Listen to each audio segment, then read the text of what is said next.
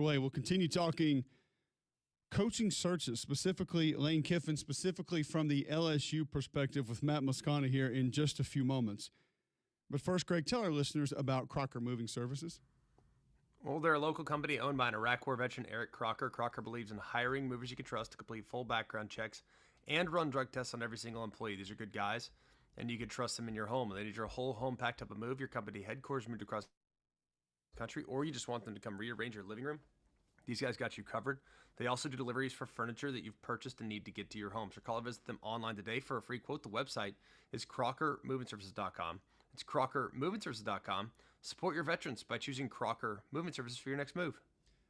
Football Scoop, by the way, GMAC, is reporting that the contract LSU is ready to put together for Lane Kiffin is in the Kirby Smart range annually, which would be in the 13 million-ish neighborhood. So for those that don't think LSU is able to collect enough funds to go hire a good coach, maybe think again. I've heard that thrown around just a little bit. But, yeah, Matt Moscona. People are saying that? I've seen some of that thrown around, because of some of the issues that they've had and some of the back and forth with those involved in politics. But Matt Moscona is going to help clear up a little bit for us now as he joins us on the Higginbotham Hotline. Financially, what would the offer look like from LSU to try and track Lane Kiffin to be their head coach? Whatever it needs to be. $50 million a year. It won't get to 50. Okay. But if they needed to go to 15, 16 million per year, they would do it. This isn't going to be a decision that Lane makes. And by the way, I think the same is true for Ole Miss or Florida. This isn't going to be a decision that is predicated solely on money, because I think all three schools have made it pretty clear they're willing to be as competitive as they need to be financially in this instance. So whatever that looks like, it's not going to be a situation where Ole Miss is capped at 12 and LSU goes to 15, so he picks LSU. That's just not going to be what's the deciding factor here. So what do you think it will come down to? Like what's going to make it more attractive? I think for Lane, it's very much a legacy play. It's where does he feel he can go and win championships. When Lane says, and both of you guys know Lane better than I do. I just know him from press conferences and things like you all have a much more personal relationship. You could speak to this about him better than I can. But I look at this as a situation where I believe he genuinely loves Ole Miss. All the things he says, I believe him. That he's enjoyed Oxford, that he needed Ole Miss more than Ole Miss needed him, that it was a perfect time in his life. He's reconciled with his wife. He's stopped drinking. All the things that I believe he's worked very hard to remake his image. I believe all of that. But I also believe that he wants to win championships, and he knows at Ole Miss he has a lower ceiling. Like, this isn't throwing shade at Ole Miss, but this weekend they celebrated having 68,000 people at their game, the largest crowd ever at Vaught Hemingway. On the same day, LSU at 5-4 was playing a 2-7 Arkansas team at 11:45 in the morning and had more people in Tiger Stadium than the greatest day ever at Ole Miss. You're just talking about a difference in resources. A program where Les Miles and Ed Ogeron won national championships. It's the same thing that brought Brian Kelly here from South Bend. It's the resources, it's the ability to win. And at this point in his life, for Lane Kiffin at 50 years old, in his mind, I'm sure he's being told by Nick Saban, by Jimmy Sexton, you can go to LSU or Florida and have a 15-year run there and win multiple championships like Nick did at Alabama. I'm not saying he's going to win 6 in 12 years, but you can win championships and define your legacy and you be on the big stage and those sorts of things, which no matter how much he loves Ole Miss and appreciates it, he can't do there. Matt Moscona joining us on the Higginbotham Hotline discussing Lane Kiffin's potential departure from Ole Miss to Baton Rouge. What can you share with us on these flights that apparently have taken place over the last few days? Sure. Yeah. So we actually broke that story at LouisianaSports.net about Layla Kiffin flying to Baton Rouge yesterday. And I can tell you that is a 100% certainty. She was in Gainesville on Sunday. They went back to Oxford. So the Kiffins have 3 children. Landry, their oldest, is a student at Ole Miss. Presley, their middle, is a volleyball player, student at Southern Cal. She lives in California. And then Knox, their youngest, is a sophomore in high school, and he has a high school football playoff game this week, so he did not come to Baton Rouge. But MMR is a multi-billion-dollar company based out of Baton Rouge. The MMR plane left Baton Rouge yesterday morning, landed in Oxford, picked up Layla and other members of the Kiffin family. Being it wasn't their children, I think we could probably deduce that it was Chris Kiffin's family that joined Layla in Baton Rouge. Chris's wife, Angela, they have 4 children. I'm told it was 2 of their children that joined Layla in Baton Rouge. They landed in Baton Rouge shortly before noon. They spent 6 hours in town. They did not make public appearances. I think they wanted this a little bit on the down low. This was not they weren't touring schools or homes. They weren't out being seen publicly. I think this was, for the Kiffins, every time they've been to Baton Rouge, it's land at the Baton Rouge airport, drive to the College Drive Marriott, go to Tiger Stadium. That's not really representative of Baton Rouge. So is this a place where they think they could live and their family could live? That was the point of the trip yesterday. And then they left about 6 p.m. On Monday evening to go back to Oxford. And now everybody waits. Does it work against LSU that Layla Kiffin was a graduate of the University of Florida? Does that factor in, you think, at this point, or is that just grasping at straws from the Florida vantage point? So, disclosure, I have not personally spoken to Layla Kiffin to ask her that question. I have asked people familiar with these conversations, let's say that very question. And the feeling is generally that even though she went to school there, her dad played quarterback there, that maybe isn't the strongest attraction that people might think. I think that's probably naive to assume that plays no part. I mean, there has to be some emotional tie there, right? But I get the sense that there's not a lot of family still there, so that part of it may not be the biggest deal. But sure, I mean, I think if I were a Florida fan or a Florida administrator, I would certainly be touting that and banging that drum. I think that has to play some factor, but I don't think necessarily that's the biggest factor or even one of the deciding factors. All right, Matt Moscona is joining us on the Higginbotham Hotline. He does radio in Baton Rouge, Locked On LSU podcast also. Hypothetically now, and you've done a good job of pointing it out, that there are people in 3 different cities that are guaranteeing themselves something different is happening right now. So something is not going to happen somewhere the way people are expecting. If Lane Kiffin doesn't come to LSU, what's next? So that's the best question, and it's the question nobody seems to want to answer. And that's a dangerous question to not be investigating if you're involved with LSU football right now. Yes. No. When I tell you, Cole, I have thrown so many lines in the water to try to get an answer to that question, and nobody wants to answer it. I think you go back to the saying, loose lips sink ships, and think about 4 years ago. All of the conversation around LSU was Lincoln Riley. And Lincoln ultimately had 2 really good offers on the table with LSU and Southern Cal, and he picked USC. And within 24 hours, LSU is announcing Brian Kelly as their head coach. They had their plan B queued up, ready to go all along. And my assumption is they have their plan B queued up this time as well. They're just not telling anybody what it is, because there is a very real possibility that Lane Kiffin either stays in Oxford or picks Florida. I'm not naive. I mean, he's got 3 really good options, and it wouldn't surprise me if he picked any of the 3. The names are all the names everybody has talked about.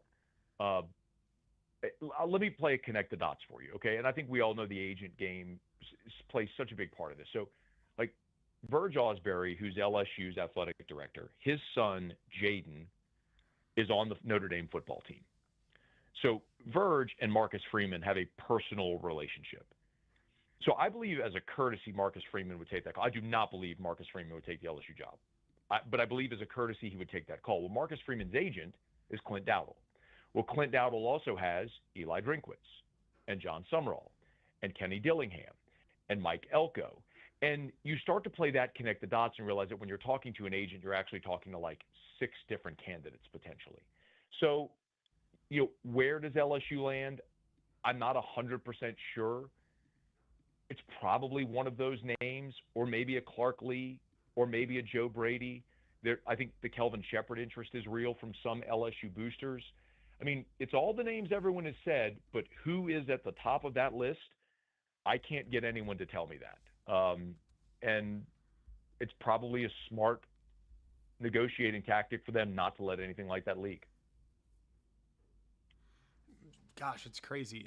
Is there no, because you hear names like Joey McGuire at Texas Tech and other places like that. Is there not like some totally random off the grid person that we're not discussing? Because we've heard all those names, but I'm just curious if there's just one in this time frame that has popped up in your eyes. So if you're thinking of, again, I'll use the reference of 4 years ago when nobody was talking about Kelly. So in that sense, could Joey McGuire or Josh Heupel or Clark Lee be someone in that conversation? Maybe, but those aren't names that anybody has said to me. The one name that I know is on the list, like this isn't just fan speculation or, that would be neat. The one that I know is on the list is Drinkwitz. That's the one name I've had actually mentioned to me, but I don't know where on that list he is, and how deep those conversations have gone to what degree. But that's the only other name that I've had confirmed to me from someone in a decision-making position at LSU that would be on the list. How do you think this ultimately plays out as we sit here today? These 3 jobs, Ole Miss, LSU, Florida, how do they play themselves out? I think Lane Kiffin's going to be the LSU coach. All right, let's stop there. Hold on a second. When will he be announced? So it's been very clear all along, and I've been saying this for 2 weeks. I don't know what conversation you all have had about it, but that Ole Miss was never going to let him coach in the playoff if he was coaching for someone else. So the report from Stuart Mandel yesterday that they gave him an ultimatum November 28th, I haven't had the word ultimatum used to me. I think that's probably a strong word. And honestly, guys, I don't know how it gets to November the 28th. I don't know how you go through Egg Bowl week with this still lingering when every day the news cycle just spins again and it keeps bubbling over. So I think Lane is probably going to take the information of the past couple of days of Layla going to Gainesville and into Baton Rouge. They'll talk about it as a family and make a decision that I think will leak out. Now, I want to be very clear. That's just an opinion. I don't know what their family is deciding or what may happen. I don't know the validity of Stuart Mandel's report. He's a good reporter. I have no reason to discredit him.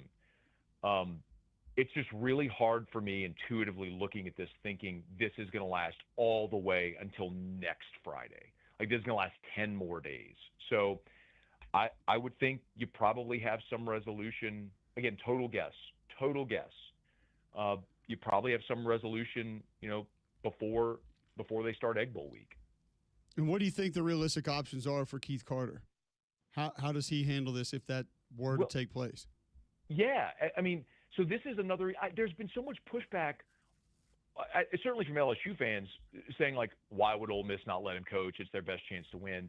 There's no way you let Lane Kiffin coach your team if he's taken a job in your league. You don't let him recruit your roster, work for another team while he's coaching your team, and then while you're in the playoff, by the way, the whole conversation is about him leaving you. It's like that's like if your spouse is cheating on you and then you continue and it's public and everyone knows it, you continue to go out in public with them. Like, no, that's not real.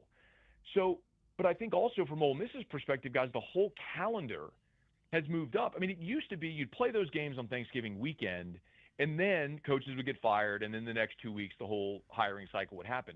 Well, now with the signing period being December 3rd, the portal period moving up to the beginning of January, coaches are getting fired earlier and hired earlier. James Franklin got hired at Virginia Tech. There's 2 weeks left in the regular season. So everything has been moved up. So if you're Ole Miss, if you're Keith Carter, to your question, Cole, like if Lane Kiffin is leaving, you need to know because you've already missed out on the possibility of potentially hiring James Franklin. We talked about John Summerall. There's a ton of talk about Summerall to Auburn. Well, certainly there's a lot of word around here, being Tulane just down the street, that Summerall would be interested potentially in Ole Miss. So if you're Keith Carter and you want to talk to John Summerall, do you wait another week and a half and potentially miss on your opportunity to hire John Summerall or even talk to him? So I think they have to move quickly for that reason because Ole Miss could very well find itself in the coaching cycle here in a week or so. Crazy to think about. Matt, great stuff, man. Thanks for hopping on. Okay, guys. We'll see you. There you go. Matt Moscona does radio there in Baton Rouge. Can find him on the Locked On LSU podcast as well. Some of this I just don't even know because these are uncharted waters. We haven't been here before. We haven't had an athletic director have to make a move going into a playoff.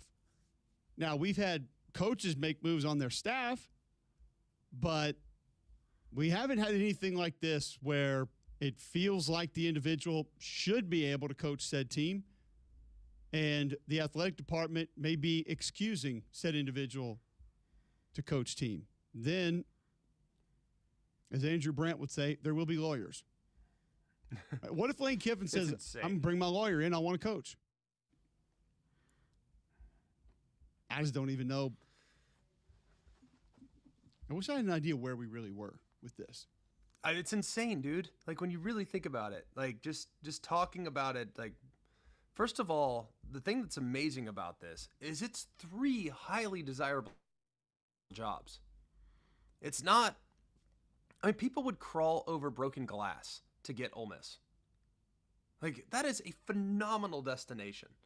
And the idea that you have a place that has now won 10 games 3 years in a row, has never been better, has never been more attractive. Now all of a sudden, I think LSU is, if not the best job in college football, it's in the top 3 to 5 at worst. I think Florida, when you have alignment, is in the top 7 to 8 jobs in America. Like, to me, I mean, we're talking, I mean, and Ole Miss now with what they've put together is probably a top 10 to 12 job. As crazy as that sounds. You know what I mean? Like, it's just wild that these 3 are all going after the same guy. One, and he's already has such built up equity at a place and has great pride in what's been built at a place. But man, it's hard to say no to LSU. You know what I mean? Like, LSU to me is just so good and has such great personnel. It's such a great game day environment and experience. It's one that I just don't know how you turn it down. I've always felt that way. Like, would you leave Ohio State for LSU? Probably not. Would you leave Bama for LSU? Probably not. But outside of those 2, would you leave Texas for LSU? Probably not. But other than those 3, Georgia also. Probably not leaving Georgia for LSU. So those 4 jobs, I think, ultimate destination jobs, I think LSU is that other one. Like, how do you view it? I want to have the discussion on the other side of why Ole Miss, because I feel like a lot of people, it's easy to sit there and say why LSU. It's easy to sit there and say why Florida. But with where we are in today's college football, is there a better argument to be made of why Ole Miss? And I don't think a lot of people have had that just yet. Before we do it, tell our listeners about Shanar Flooring. Well, Funa's guys continue to stockpile inventory. 50,000 square feet of that Core-Tech flooring that is in stock right now. That's durable, dependable flooring that is second to none. It adds value to your home or business, and it's that 20 mil wear layer. So it's durable, dependable, waterproof, pet-proof, kid-proof, you name it.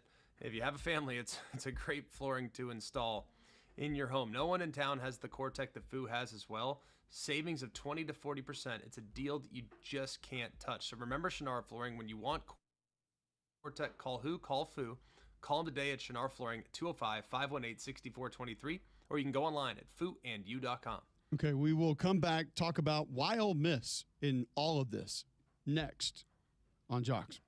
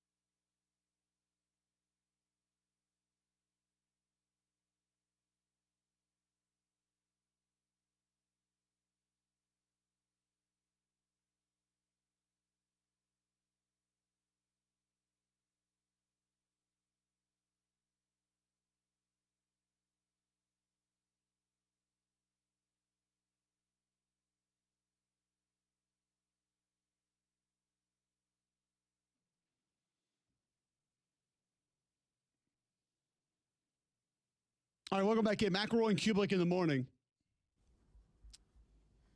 Appreciate you guys tuning in. Part of why a lot of this got going,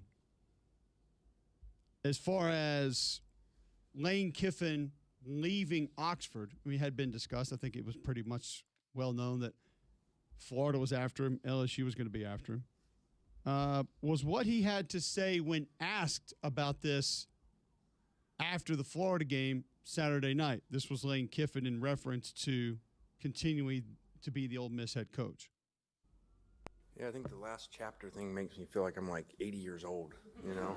So I don't like being old, so I don't really like that part of the story that makes me feel like I'm on my last chapter. So I love what we're doing here.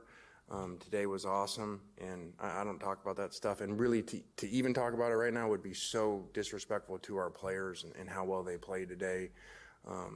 So, you know, we got a lot of things going here, doing really well, and I love it here. So that was Lane Kiffin after the game. Not necessarily overly comforting, GMAC, as far as, oh, yeah, he's not going anywhere. But at the same time, I don't – unless he's going to do what Kenny Dillingham did and just come out and say, I am not leaving, I will be the head coach here, I don't know what else he's supposed to say in that moment. I mean, you can't you literally can't answer the question. I mean, how many times for how many years have people replayed the press conference of Nick Saban sitting there at the Miami Dolphins saying he's not going to be the head coach at Alabama? Like, I mean, it's an impossible situation to be in. Like, all you can do is acknowledge how great a place you're at right now, because it doesn't make it untrue. It also doesn't say that you're going to go anywhere. It doesn't say, it doesn't assure that you're going to be there next year and tomorrow. It doesn't assure you anything. It just purely tells you that, hey, I love where I'm at. And I really believe that he does. I genuinely believe that he does, and has great admiration for what they've accomplished and for what's been achieved while he's been in Oxford.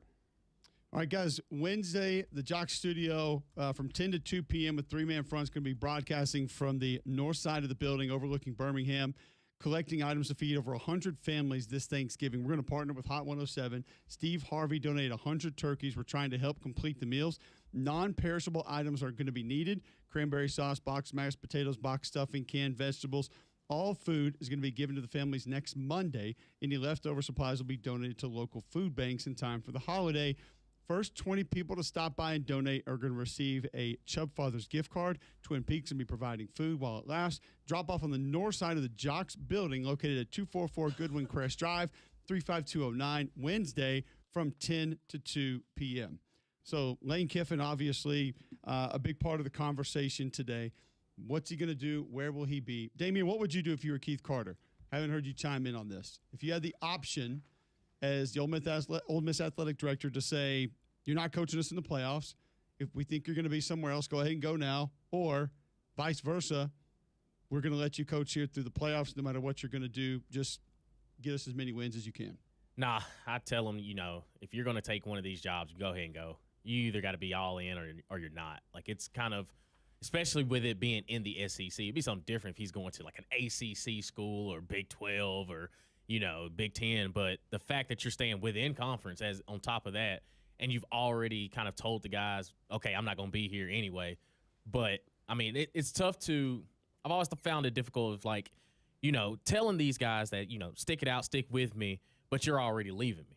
So it's kind of that yin and yang of, okay, I have to maintain this roster, but I'm already worried about the next roster that I'm going to. So I think it's one of those situations where either you are staying with us, we're rocking with you, let's ride this thing on out, or if you're going to entertain this, then go ahead and make your decision of where you're going to go. Saber, you're Keith Carter. What are you doing? I think I do exactly what he did, because I know people are out there saying, oh, how could he go out and search for other jobs? How can you do all that? Well, I know it's a bit different. I know it's the NFL, but how many times do we see between the end of the regular season and going to NFL, offensive coordinators go out to various other jobs and interview and do all that other stuff too? They still come back and, try to get the job done. Now, I know it's different because at that point they can't recruit players from one team to another, but I've made it known that, hey, I want you to be with me. I want you to be my coach. But I've asked you these things, and if you're not going to commit, then we have to move on. We can't wait. The calendar waits for no one. Mm-hmm. So if you want to stay, that's cool. If not, we're prepared to move on. I'll give you the time to think about it, but I'm going to need an answer. Greg, do you think part of this is, too, that there have been other flirtations? I mean, there have been other jobs that have been open that he has looked at, investigated, discussed, thought about, and that is heightening the frustration from Keith Carter and the Ole Miss administration? Yes. I think a lot of it has to do with the flirtation that went down a couple years ago with Auburn. And he's probably like, man, we've done everything we can do to give you everything you could ask for. I mean, I'd be frustrated, wouldn't you? Like, you can't change history. Like, you can't change the size of your stadium overnight. Like, you can't change the size of the fan base. Like, there's nothing you can do there. There's nothing you can do about it. So I'd be frustrated because there's nothing, it's completely out of your control. And you're in an administrative role, you want to be in full control. Like, you want to give off the impression that you are the best. Like, nobody likes the idea of a coach leaving. Like, everyone's biggest fear is what happened with Lincoln Riley leaving Oklahoma to become SC. Notre Dame seeing Brian Kelly leave what appears to be a lateral move, right? That appears to be a lateral move, for sure. So nobody wants that. It's troubling, it's disappointing, it's all those other things. So I can understand completely why there's frustration within the administration of Ole Miss. But I also kind of acknowledge at the same time, like, there's not much you can really do about it. All right, so let's go this direction. I teased this a little bit earlier. Let's state the case for Ole Miss now. We know what the LSU job is. We don't have to have a lot of conversation about that. You have one of the most passionate fan bases in America. You have possibly the best in-game environment in America. You have a live mascot, a live tiger in a cage outside of your stadium. You have rich tradition in history as far as winning both championships and individual awards, NFL players galore. Florida, very similar to everything that I just stated. Right. Rich history in winning. Multiple coaches have won national championships. The recruiting ground, extra fertile at both of those places. Not that it's even as important as it used to be. All the backing that you're going to need. Facilities are going to be where they need to be. You got everything. The opportunity to win is there and great for both. But with where we are today in today's college football, can you make a legitimate case of why not Ole Miss here? Because they've gotten the guys to line up and find the money for NIL. They've gotten the guys to line up and enhance the facilities and do things around the program. Keith Carter actually just stopped stadium expansion, by the way. He stopped it and said, we'd rather have that money for NIL and go get more talent. Mm-hmm. So was working on facilities. You got brand new basketball facilities. So it's not just football. Athletics has ramped it up. He's proven he can get the players. Yep. How much different is his roster from a talent perspective than the other top rosters in the SEC? A grade below Georgia, Texas? Yeah. I mean, you would say high tier 2 for all the other rosters in the SEC? Sure. Yeah, Especially so amongst the starters, amongst starting players. In today's football, you can win with that. That comes down to style of play. That comes down to big moments in big games, situational football, awareness, depth. Like all of those things then come into how many of those games can you go win. It's not like Georgia's invincible anymore. Mm-hmm. It's not like Bama's invincible anymore. So, right. All that being said, is there a legitimate case if Lane's sitting there asking you what's the best option to at least state it and put up a good fight if you're Ole Miss? Heck yeah. Like, I think the best selling point if you're Ole Miss is, hey, you go win a national championship or two at Florida or LSU, they're not naming it Kiffin Field at Tiger Stadium. Hey, they've already named it Steve Spurrier Field at Ben Hill Griffin Stadium, so it's not going to be Steve Spurrier / Lane Kiffin Field at Ben Hill Griffin Stadium. But here, it could be Kiffin Field at Vaught Hemingway. And I think you can lean on that. And that, to me, knowing that what you're doing has never been done before, and that you quite literally have a lifetime contract. That can be appealing. It can. So I think that's what you have to push, is that, hey, it's great that it might be easier there. I would also cite coaches that thought they'd have an easier path and how it's gone for them. Like, how's it gone for Lincoln Riley at SC up to this point?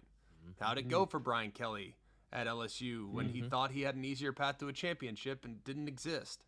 In reality, the place he left had a better chance of winning a championship last year. So I think there's things that you can do to try to get him hooked and keep him in town, but I don't know if there's much you can do. If he's chasing and it is appealing to him to be at a place that has remarkable history and fan support, and it takes a backseat to nobody when it comes to game day atmosphere, if that's appealing to him, then it's nothing you can do about it. But I would try really hard with all the things I just referenced. And I'm wondering if that's where the frustration comes, is that is a realistic argument. It is a fair argument. It's all been presented and essentially been no reaction yet. And you're just like, okay, well, if we've put all that out there and we've put all that up and we've made even more promises and more guarantees and more outdoor companies have come up and said, we'll put up this much money too. And, more tractor companies in the Delta have stepped up and said, we'll give this extra, whatever it is, and it's still not enough. Then at some point you throw your hands up and say, all right, we're moving on. And we just don't have a choice here. It's just what you're moving on from has never been moved on from before. And that's where this becomes convoluted and complicated. All right, we'll take a break, come back, talk more about this and some other college football next on Jocks.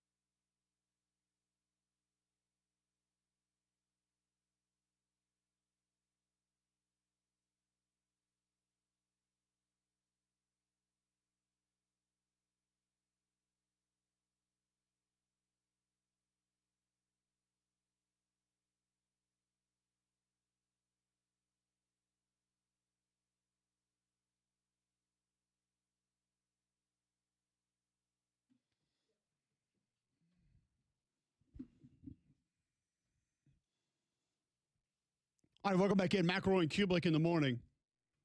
3 Maction games coming up tonight. Virginia Tech has hired James Franklin. Ashton Daniels not going to go against Mercer for Auburn at quarterback. Missouri and Arkansas agree with ESPN to move their game next weekend to the afternoon.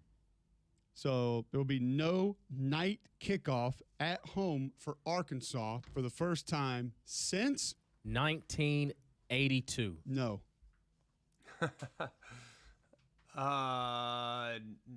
2013. No. I'll split the difference. 98. Saber closest 94. Ooh, It was the last time we had an entire season that Arkansas did not have a night kickoff game at home. Just don't go into Razorback Stadium at night. It's like LSU, right? It's exactly the same. Because we hear that all the That's time. why they agreed to move it. Dang, Arkansas. What are your stipulations there? Like, hey, say you agree to move this because you really have no choice. Okay. We'll put you on plus. If you don't, I don't know. But what that does mean is there will be no nighttime SEC network game up against the Iron Bowl. So that'll raise the roof on the ratings for the Iron Bowl this year, and that'll help there. Tennessee's Boo Carter set to enter the transfer portal. So that'll happen. Which one thing we haven't mentioned is Iron Bowl back at night. Yeah. We got that. I mean, the last time that happened, Greg, were you and I on the MegaCast for that? Or the Feinbaum That cast? would be the only time that'd be the only time off the top of my head that it was at night. There might have been another example, but I don't think so because last year was the first year on ESPN ABC and we did that game at what, 2:30? There's a few that it ended up at night, but not kicking at night. Yeah. Correct. Yeah, the last kickoff was first time at night since 2014. What time were yours when you played? Do you remember? Were they all 2:30? 2:30. Yeah, they were 2:30 every time. I'm trying to remember. 97 was at night. 98 was at night. 99, I think, was also at night. And then 2000 was day, ended at night. The beautiful weather game in 2000. First one in Bryant Daney in over 100 years. Who won that game, Cole? We won 9-0. Talk to him. So, Bryant Daney? That was last century. Nobody cares. I care. From 2000 with this century. It was. No. So I love the Not Iron Bowl counting at it. night. It is cool to have it later in the day, and then it ends at night. You kind of get the best of both worlds. That's tough to beat because obviously folks can tailgate, and then it's not so late when you have to leave. But, man, nighttime kicks are just at both of those stadiums are great. So it's going to be exciting to have that one at night this year. And then, two, you look at that Friday slate, man, goodness gracious. It's going to be crazy. That is unbelievable. It's going to be crazy. I mean, it's just this decision is looking better and better when you think about some of the triple headers that ABC has been able to have and been able to air. It's remarkable. Almost as good as Polar Bear Services, GMAC. Yeah, Polar Bear Services has been great for a very long time. I've been using Wes and the guys. They've come out to our house a million times, have helped us in a million different ways. That's what I love. If anything ever goes wrong, I start by calling Polar Bear Services. They can help you with your electrical. They can help you with your plumbing. They can do a whole home generator install. So if the power goes out, you're still in good shape, but their bread and butter is the help that they can provide to your home comfort system. So make sure your heating system is up to the task and running properly with a checkup from the experts at Polar Bear Services. They are your independent trained dealer. So remember, if you have a problem with your electrical, plumbing, heater, air, just pick up the phone and call the Bear. It's 205-497-BEAR. That's 497-BEAR. If you did miss those kick times announced yesterday, Black Friday will be Egg Bowl at 11 a.m. on ABC. Clean Old-Fashioned Hate. Oh, yeah. At 2:30 on ABC. And what's our cute name for that game? Lone Star Showdown? Battle of Tejas. Lone Star State Showdown? Yeah. I think it is the Lone Star. Yeah, I think that's what it's called. Oh, I feel like I just made that up. I've never heard that before. I think Top of mind. it is the Lone Star Showdown. Texas A&M at Texas, 6:30 on ABC. So you'll get those back to back to back on Friday, and then Saturday. Are you getting off your couch? that day? Are you planning on Probably maybe to getting a travel. workout Yeah, in? I will probably be off my couch to I'll travel. have to work that day, so we can Well, take You then better I- get yeah. wherever You're right. I'll be you good. need to go. You better get where you need to go by 11 because it's action time at that point. Don't know if that's going to take place, but I'll do my best. Don't even know where I'm going to be. So got to figure that out first. Clemson at South Carolina is going to be an 11 a.m. kick on the SEC network. Dang. Kentucky at Louisville is going to be an 11 a.m. kick on the ACC network. Vandy at Tennessee is going to be a 2:30 kick on ABC or ESPN. LSU at Arkansas is going to be a 2:30 kick on ABC or ESPN. Missouri at Arkansas is going to be a 2:30 kick on the SEC network. And Florida State is going to be a 2:30 kick or a 3:30 kick on ESPN dose. Oh. So there you go. And then you'll get an Iron Bowl Skycam cast on the SEC network Saturday night. So That's the real ball watchers right there. that's Let that Hey. go. I'm in. no announcers You know where too. I'll be. Hey, complete. Hey, exactly. Perfect. Speaking Just what we want. Speaking of that, congratulations are in order for a member of this show. I will tell you why next, right here on Jocks.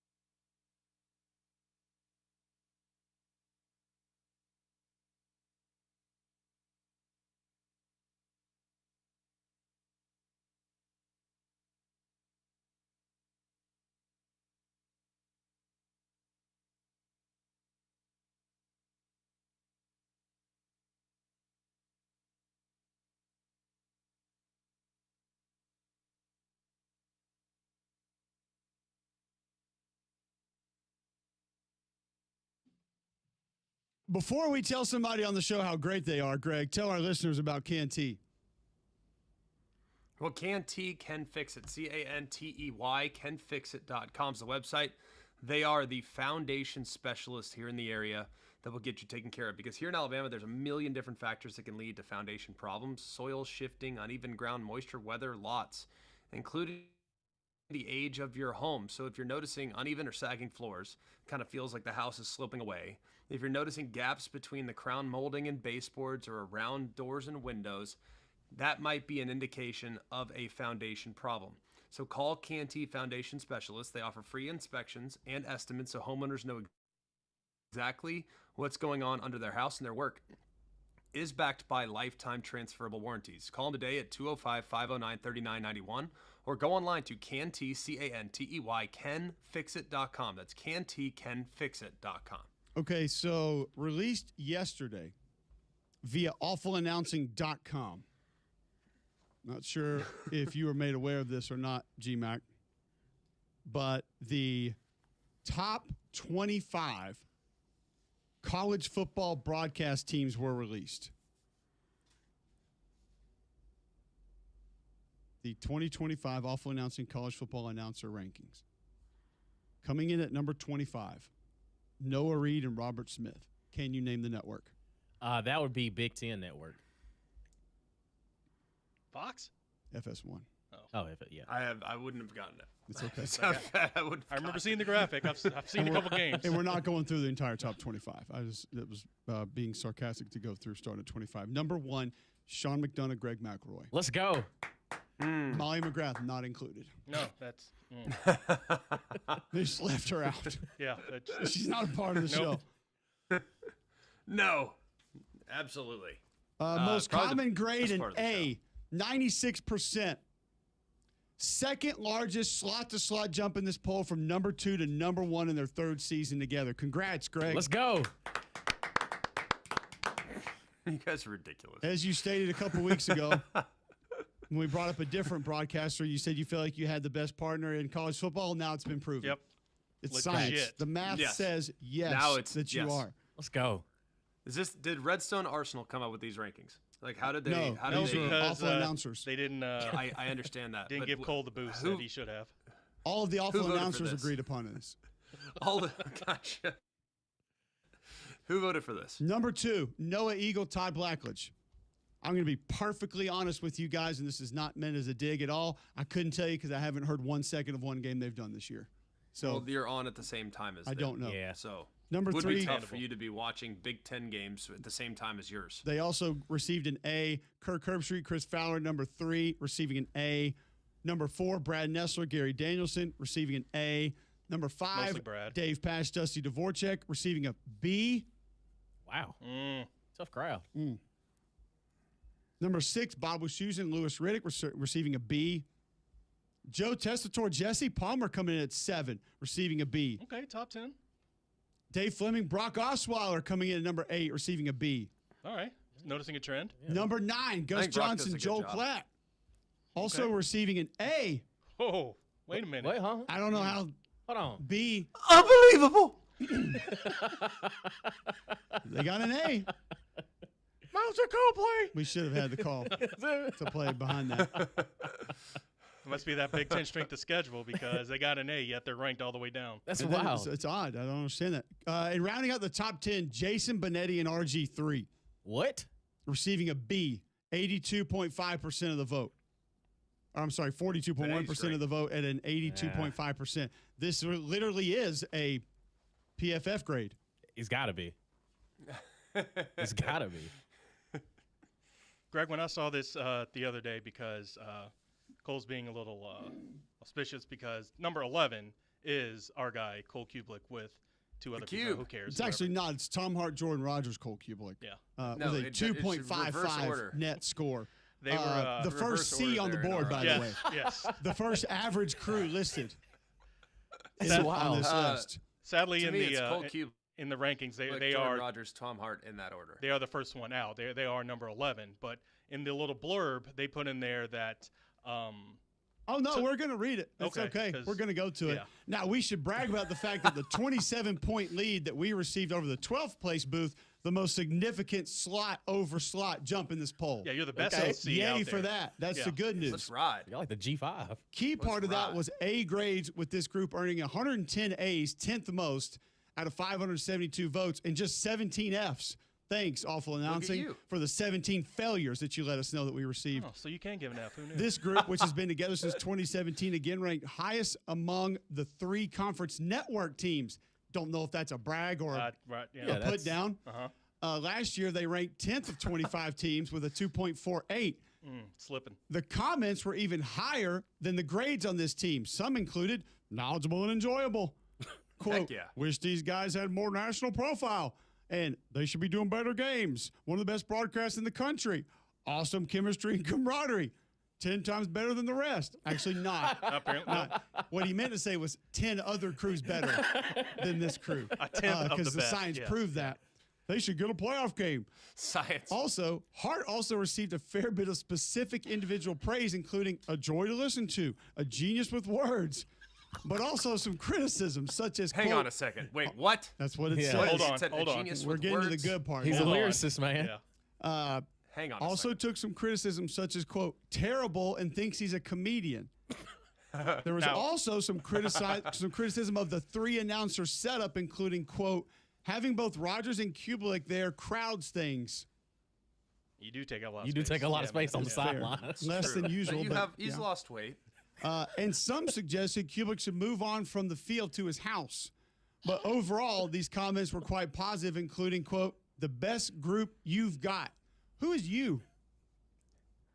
I don't know. We hear that, we kind of get Disney? upset. So yeah. Yeah. So So you got. So Greg, in that blurb, it said that Tom Hart's trying too hard to be a comedian, yet ranked one Yes. spot above them is RG3. Don't even. Yeah. He's just a natural clown. though. Okay, Like, all right. he's got the Yeah. clown. He's bit. referred to as edgy, though. Oh, okay. Not, Oh, not God. funny. Yes. terrible. But attempting to be edgy and attempting to be funny are 2 different things. Very different. Yeah. The comments, by the way, for that crew were phenomenal and solid gold. His humor seals the deal. Boo. Also, on the other side, tries too hard to create sound bites. A clown, and the absolute worst, has no personality, and we don't care what he did on the field. Exactly. Who are Maybe grading maybe this? the proof here is that there are going to be people who absolutely love and absolutely hate every broadcast crew in America. Oh, that's a fact. Everybody? That's a fact. It just feels like they Yeah, pointed imagine out that there were more Fs And on do you think our it- crew than the others. I'm sure plenty of people received Fs, my friend. I don't even know who voted on these things. Well, Gusty What- Goulas Group's not getting an F. Gusty Goulas Group has served more than 3,000 home buyers and sellers in the greater Birmingham area. They can help you with over 855-star Google reviews. Call 205-542-1996 today to see what Gusty Goulas and the Gusty Goulas Group can do for you, brokered by eXp Realty. Since 2012, recognized both nationally and locally as Greater Birmingham, Alabama's #1 team in homes sold. So go to GustyGoulasGroup.com, Google it, and see what people are saying, or call 205-542-1996 today and start packing. I will take my 17 Fs now and go home. Gosh. We should You be also broadcasting got a from. bunch of A's. Yeah, I'm going to go home and practice.